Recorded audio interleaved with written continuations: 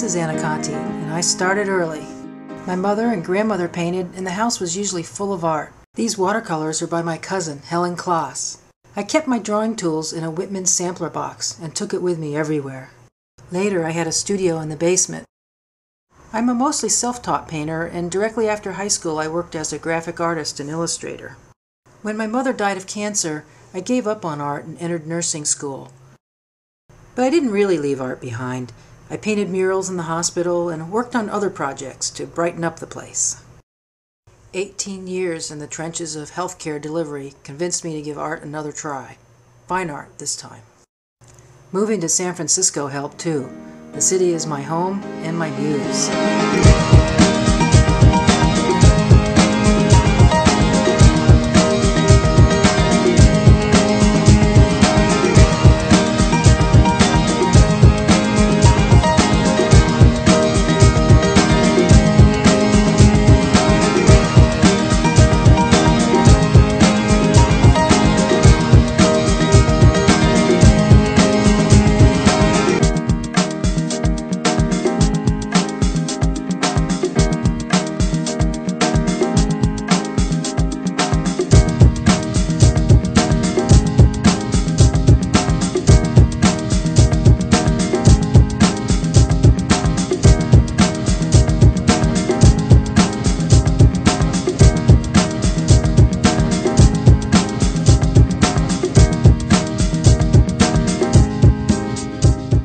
Now I'm going to show you a few of the techniques I use in my painting.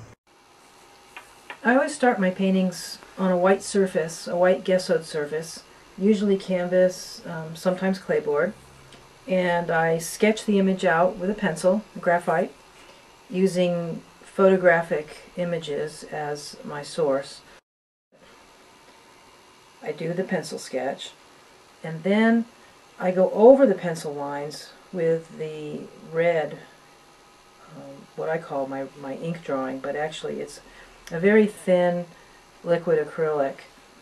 And the purpose of that is twofold. One is to anchor the pencil so that it doesn't come up later on when I'm scrubbing lots more layers over top of it, so I don't lose that line. And the other reason is because I just like the red.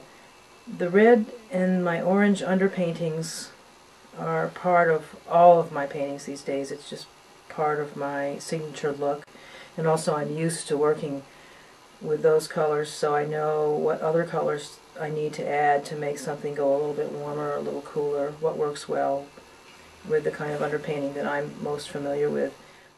Here is the completed red line phase for my California Gothic painting. Next, I cover the entire canvas with a transparent orange glaze. The paint is mixed with a high percentage of glazing medium, and it's applied fairly evenly. Here is the completed orange glaze for my California Gothic painting.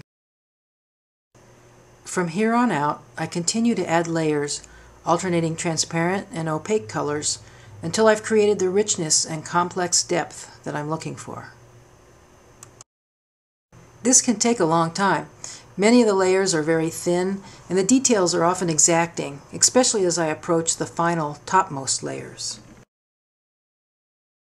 California Gothic, again, completed. I identify as a California regionalist painter, but since 2001 I've been pursuing more narrative work. I tend to paint in series of 8 to 12 images that focus on a theme or story, and while I'm working on that series, I still take time out to paint more typical cityscapes, still lifes, and portraits.